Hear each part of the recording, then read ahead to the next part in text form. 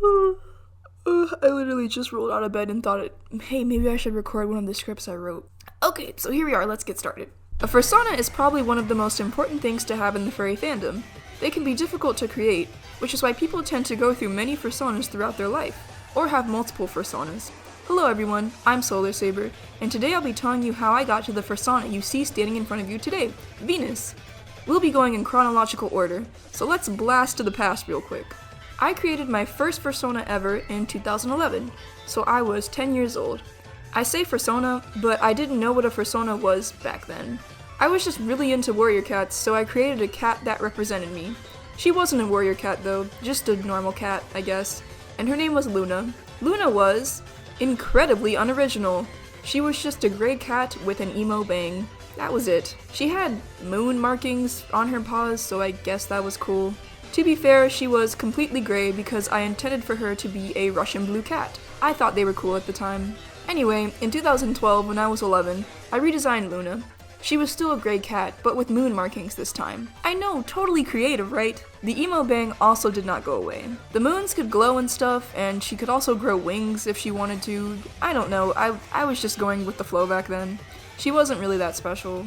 In 2013, when I was 12, I redesigned Luna again! I guess all these redesigns didn't help me see that I just needed to make a whole new fursona in general. But anyway, I chilled out with the bright colors and went back to a natural color scheme. I also gave her glasses so she could look more like me. And no more emo bangs! I finally evolved past that point. I don't really have much to say about Luna because she was basically a Mary Sue who didn't do much. So let's move to 2014. I was 13, and I finally moved on from Luna and created a new fursona, Serenity. She was also a cat, because cats are great. At this point, I was aware of the furry fandom, but I didn't want to be a part of it. Yet. So I still referred to her as a character that represented me rather than a fursona. I think Serenity was my first fursona that I actually tried to give a personality. Unlike Luna, she wasn't good at everything. From what I remember, she was chill and somewhat timid. Most of my fursonas evolved with me. Like with Luna, I was a little kid that thought I could do anything, so Luna was totally overpowered. When I made Serenity, I was starting to hit puberty, so I became more shy and insecure, making Serenity the same way.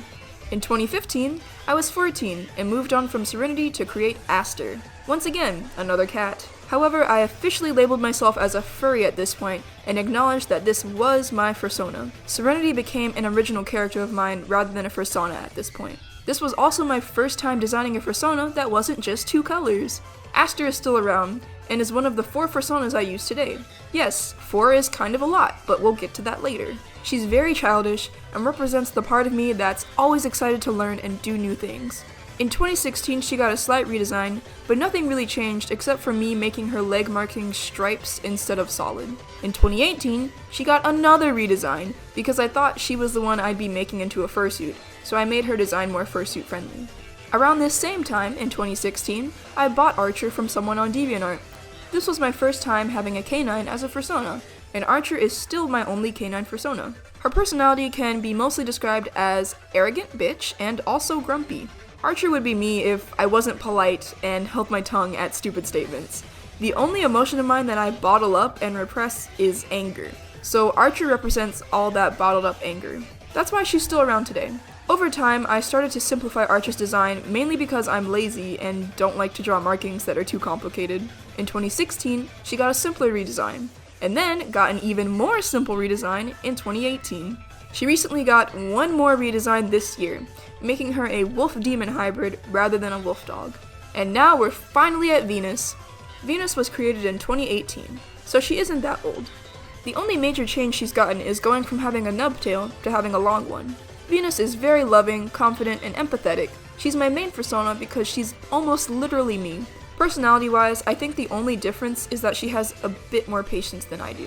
I think it's really interesting to see how I went from Serenity, who was insecure and shy, to Venus, who's outgoing and confident. Growth is great. You probably thought we were done here, but I haven't gone over my 4th and most recent fursona. I made Empress in December of 2019. Her design is extremely simple, but that's what I was going for. I made her to basically personify my self-confidence in a way that isn't arrogant like Archer. She's not literally royalty, but she expects to be somewhat treated like it. It's hard to explain, but she can go from calm and collected to really scary even while maintaining a smile. Well, those are all my Fursonas and how I got to the ones I have today. Which one is your favorite? Let me know in the comments. Thank you so much for watching, and remember, shine bright!